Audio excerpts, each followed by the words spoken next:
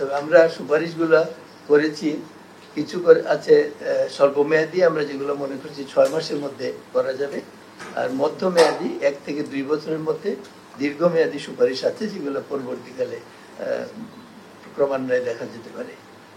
আর আমাদের সংস্কার কমিশনে আমরা একটি বিষয় অনুভব করেছি, সেটা হলো যে জনপ্রশাসন সংস্কার ইট cannot B A one shot affair, এটার একটা কন্টিনিউটি থাকতে হবে। সেই জন্য আমরা রিকমেন্ড করেছি যে একটা স্থায়ী জনপ্রশাসন সংস্কার কমিশন থাকা উচিত, যাতে করে মাঝে মাঝে এটা রিভিউ করা হয়, instead of setting up a commission every time.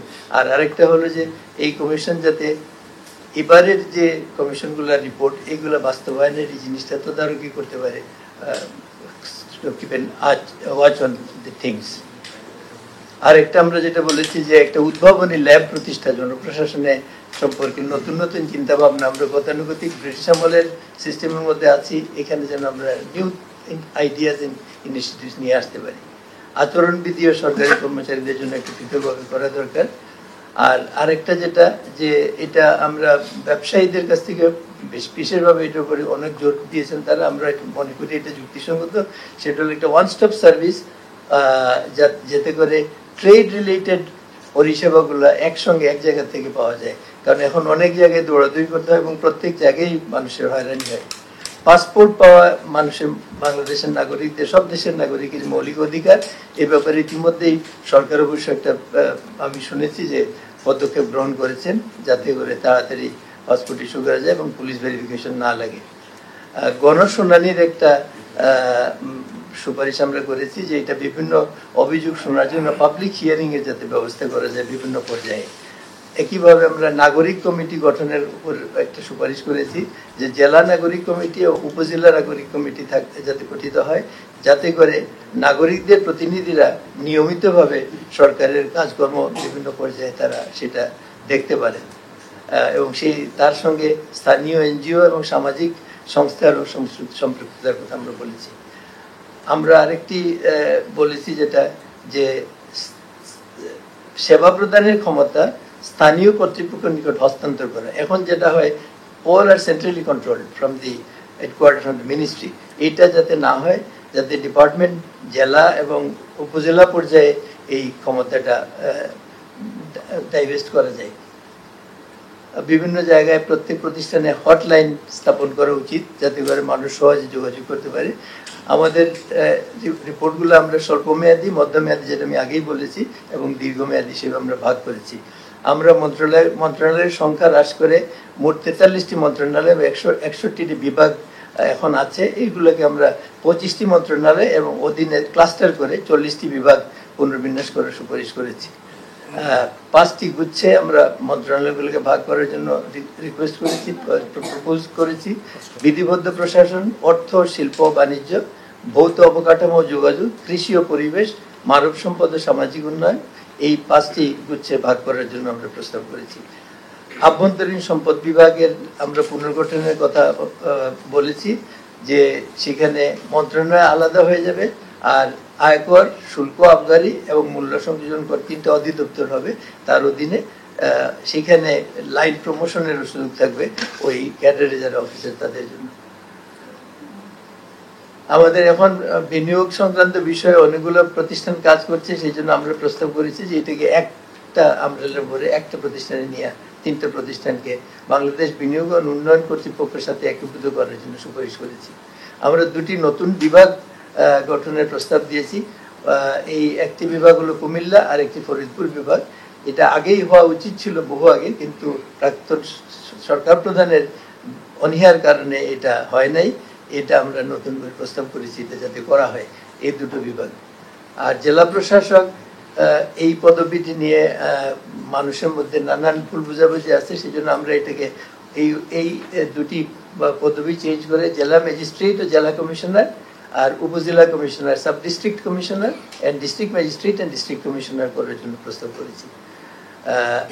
আমরা একটা জিনিস লক্ষ্য করেছি, সেটা হলো যে বিচার বিভাগ আলাদা হওয়ার পরে ছোটখাটো অনেক ডিসপিউট নিয়ে মানুষ আগের দিনে ম্যাজিস্ট্রেটের কাছে আসতো, যেটা এখন আর সুযোগ নাই। তা আমরা সুপারিশ করেছি যে জেলা ম্যাজিস্ট্রেট এবং উপজেলা ম্যাজিস্ট্রেটকে এই ক্ষমতাটা দেওয়া যেন তারা পিটিশনস এন্টারটেইন করে, সেটা আমরা যেটা আগে করতাম যে স্থানীয় কাউকে দিয়ে তদন্ত করে এটা সুপারিশের মাধ্যমে আপোষের মাধ্যমে নিষ্পত্তি করা যেত অনেকগুলোই।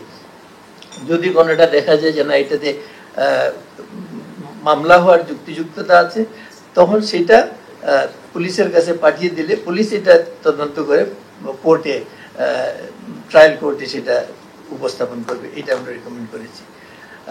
ইমিগ্রেশনের ব্যাপারে এখন যেটা আছে সেটা হলো যে সব জায়গাতেই পৃথিবীতে ডিস্ট্রিক্ট পুলিশ আমাদের যেটা আছে এদেরকে ইমিগ্রেশনে দেওয়া হয়।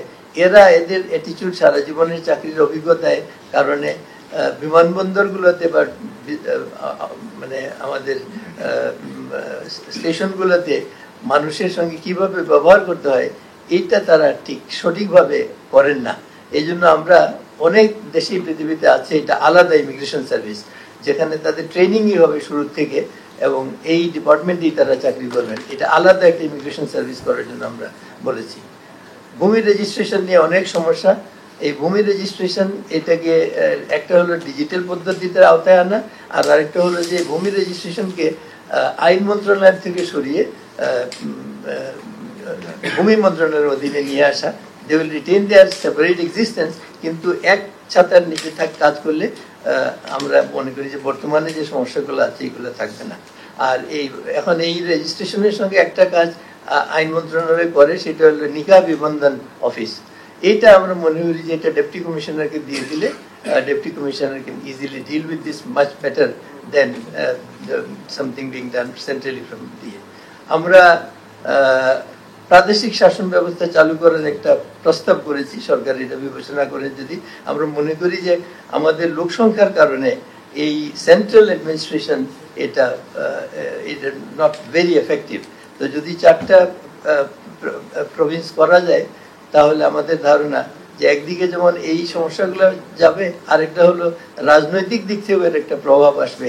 কারণ ওয়ান সেন্ট্রাল গভর্নমেন্ট কেউ একবার বসে গেলে সে he or she can control the entire country, influence.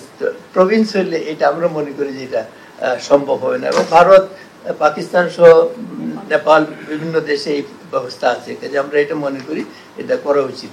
আমরা আরেকটা সুপারিশ করেছি যে রাজধানীর জন্য একটা আলাদা এটা ঢাকা, গ্রেটার ঢাকা ইনক্লুডিং নারায়ণগঞ্জ নিয়ে একটা ক্যাপিটাল সিটি গভর্নমেন্ট বা ক্যাপিটাল অথরিটি করা উচিত, এটা আমরা সুপারিশ করেছি। জেলা পরিষদ এখন কোনো বাস্তবতার মধ্যে আমরা যেটা দেখেছি এটার বহাল রাখার প্রয়োজন নেই, আমরা এটাকে বাতিল করার, বলিশ করার জন্য বলেছি। আমরা বিভিন্ন ক্যাডারে, আমি আর ডিটেলসের মধ্যে যেতে চাই না, বিভিন্ন ক্যাডারকে কোনো জায়গায় একত্রিত করা, কোনো জায়গায় অন্য একাধিক একীভূত করা, এটা আমরা সুপারিশ করেছি। এবং এগুলো আমরা মনে করি যে স্বল্প এবং দীর্ঘমেয়াদী এগুলো করা সম্ভব। আমরা সুপিরিয়র এক্সিকিউটিভ সার্ভিস গঠনের জন্য প্রস্তাব করেছি, যাতে করে শীর্ষ পদে যাওয়ার জন্য সকলের একটা সুযোগ হয়। কিছু বাইরের থেকেও যাতে 5% যাতে বাইরের থেকে বিদেশে আছে কেউ আসতে চায়, তাদেরকে যদি এরকম প্রতিভাবান হয় তাদের যাতে আনা যায়।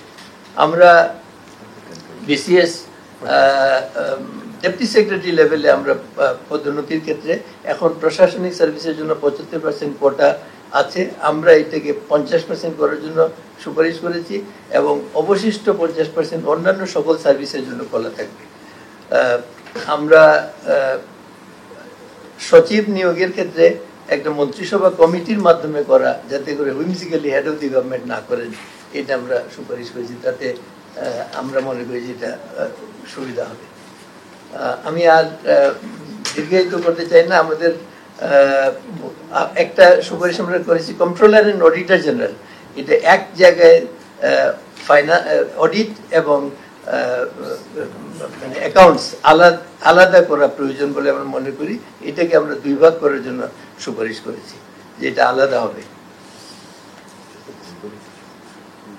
আমরা তথ্য কমিশনকে শক্তিশালীকরণের জন্য এবং তথ্য কমিশন আইন যেটা তার সংশোধনের জন্য আমরা প্রস্তাব দিয়েছি, সম্পূর্ণ প্রস্তাব।